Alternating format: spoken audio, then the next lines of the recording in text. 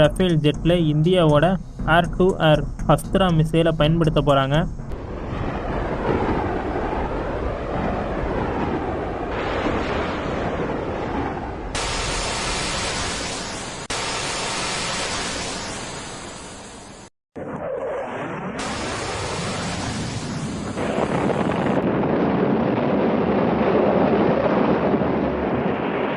பிரான்ஸோட மிகா மிசைலுக்கு good bye சொல்லியிருக்காங்க India.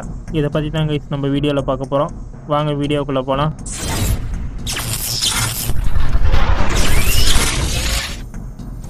இன்றைக்கி ஒரு முக்கியமான அப்டேட்டை பற்றி பார்க்க போகிறோம். இந்தியா ரொம்பவே முக்கியமான ஒரு முடிவு எடுத்திருக்காங்க.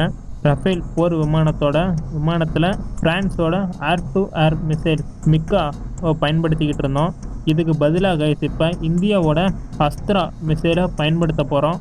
ஒரு மிசைலை மாற்றி யூஸ் பண்ணுறது என்ன பெரிய விஷயமா? இதை ஒரு வீடியோவாக ஏன் போட்டுக்கிட்டு இருக்கு அப்படின்னு கேட்டிங்கன்னா, இது கைஸ் உண்மையாலேயே பெரிய விஷயம்தான் கைஸ்.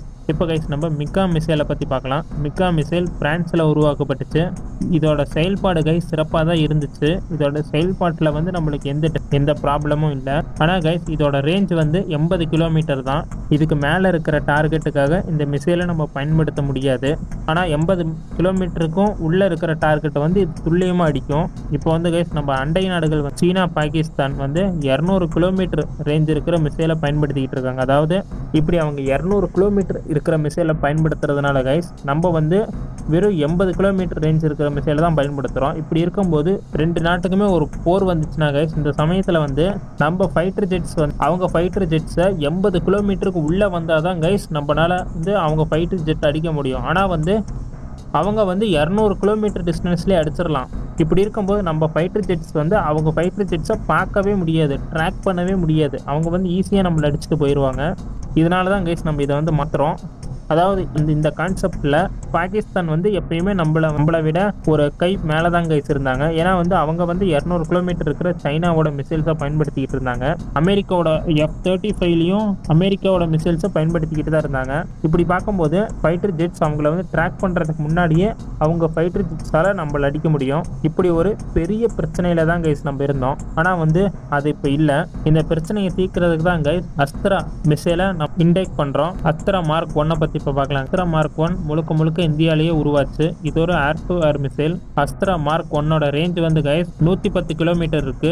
Su-30 மார்க் 1லையும் தேஜஸ் மாதிரி இந்தியாவோட போர் விமானங்களில் அஸ்த்ரா மார்க் 1 பயன்படுத்திக்கிட்டு தான் இருக்கும். ஓகே, மற்ற விமானங்களில் இது ஏன் இன்னும் பயன்படுத்தலைன்னு கேட்டிங்கன்னா, மற்ற விமானங்களில் பயன்படுத்துறது கொஞ்சம் கஷ்டங்க. ஏன்னா நம்ம வெளிநாட்டிலேருந்து வாங்கும்போது அதில் சாஃப்ட்வேரில் சின்ன சேஞ்சஸ் பண்ணும் கைஸ். அப்படி பண்ணாதான் நம்ம மிசைலை அவங்க ஃபைட்டர் ஜெட்டில் பொருத்த முடியும். நம்ம Su-30யும் நம்ம உருவாக்குற தேஜாஸ்லையும் நம்ம என்னென்னா பண்ணிக்கலாம். ஏன்னா அதுக்கு ரஷ்யாவும் ஃபுல்லாக பர்மிஷன் கொடுத்தாங்க. தேஜாஸ் நம்ம உருவாக்கினது தான், அதில் நம்ம என்னென்னா பண்ணிக்கலாம். இதனால தான் கைஸ் என்ன ஒரு மிசைல் டெஸ்ட் பண்ணாலும் அதை ஃபஸ்ட்டு Su-30யில் நம்ம வச்சு டெஸ்ட் பண்ணுவோம்.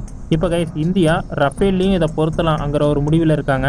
ஏன்னா கைஸ் நம்மகிட்டயே ஒரு கேப்பபிளான ஏர் டு ஏர் மிசைல் இருக்கும்போது நம்ம வெளிநாட்டுக்கிட்ட இருந்து வாங்கணுங்கிற அவசியம் நம்மளுக்கு இல்லை. இதுக்கு டசால்ட் ஏவியேஷனும் அஸ்த்ரா மிசைலை ரஃபேல் போர் விமானங்களில் பயன்படுத்துறதுக்கான சாஃப்ட்வேர் சேஞ்சஸை பண்ணுறதுக்கு ஒப்புதல் தெரிவிச்சிருக்காங்க. இந்த சாஃப்ட்வேர் சேஞ்சஸை பண்ணாதான் மிசைல்ஸை அவங்களோட ஃபைட்டர் ஜெட்டில் பொருத்த முடியும். என்னதான் நம்ம அவங்ககிட்ட இருந்து வாங்கி நம்ம யூஸ் பண்ணிக்கிட்டு இருந்தாலும் அதை நம்ம பொருத்த முடியாது. இதனால தான் கைஸ் நம்ம வெளிநாட்டில் இருந்து நிறையா ஃபைட்டர் ஜெட்ஸை வாங்க மாட்டேங்கிறோம். அதை தள்ளி போட்டுக்கிட்டே இருக்கோம். ஏன்னா நம்மக்கிட்ட ஃபைட்டர் ஜெட்ஸ் இல்லை, அதை ஒத்துக்கிட்டு தான் ஆகணும். நம்ம இன்டேக் பண்ணுறதுக்கு இன்னும் கொஞ்சம் டைம் ஆகும். நம்மக்கிட்ட ஃபைட்டர் ஜெட்ஸ் கொஞ்சம் ட்ராபேக்காக தான் இருக்குது. அப்படி இருந்தாலும் நம்மக்கிட்ட மிசைல்ஸ் அதிகமாக இருக்குது, புது மிசைல்ஸ் அதிகமாக இருக்குது. நிறைய பாம்ஸ் இப்போ தயாரிச்சுக்கிட்டு இருக்காங்க.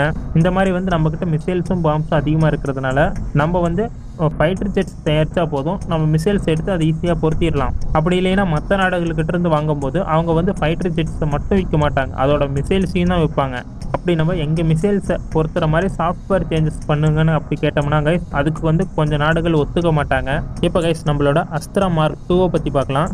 அஸ்த்ரா மார்க் 2ஓட ரேஞ்ச் கைஸ் 160 கிலோமீட்டர் இருக்குது. இது கைஸ் சீனாவோட PL-15 கூடையும் அமெரிக்காவோட MiG-20 டி கூடயும் கம்பேர் பண்ணலாம். அந்த அளவுக்கு இது கேப்பபிளான மிசைல் தான் கைஸ். மிக்கா என்ஜி நெக்ஸ்ட் ஜெனரேஷன் மிசைலாக இதை அப்டேட் பண்ணுறாங்க. ஆனால் கைஸ் இதோட விலை வந்து ரொம்ப அதிகமாக இருக்கும். அதனால வந்து அந்த சைடு நம்ம போக மாட்டோம். இப்போ கைஸ் ஐஏஎஃப்க்கு இந்தியாவோட அஸ்த்ரா மார்க் 2 விலை கம்மியாகவும் இருக்கும், பவர் அதிகமாகவும் இருக்கும். இதனால ஐஏஎஃப்க்கு அஸ்த்ரா மார்க் 2 தான் கைஸ் கரெக்டான சாய்ஸாக இருக்க போகுது. இப்போ கைஸ் இந்தியாவோட மிசைல்ஸை நம்ம வாங்குறதுனால, நம்மளே பயன்படுத்துறதுனால நம்ம வந்து அதிகமாக டேக்ஸ் கட்டவும் தேவையில்லை. ரஃபேல் விமானம் இதை பயன்படுத்துறதுனால இன்னும் இது வலிமையாகும். இந்த வீடியோவை பற்றி நீங்கள் என்ன நினைக்கிறீங்கன்னு கமெண்ட் பண்ணுங்க கைஸ். இந்த வீடியோ பிடிச்சிருந்தா லைக் ஷேர் பண்ணுங்கள், சப்ஸ்கிரைப் பண்ண மறந்துடாதீங்க கைஸ். அடுத்த வீடியோவில் பார்க்கலாம். பாய், குட் நைட்.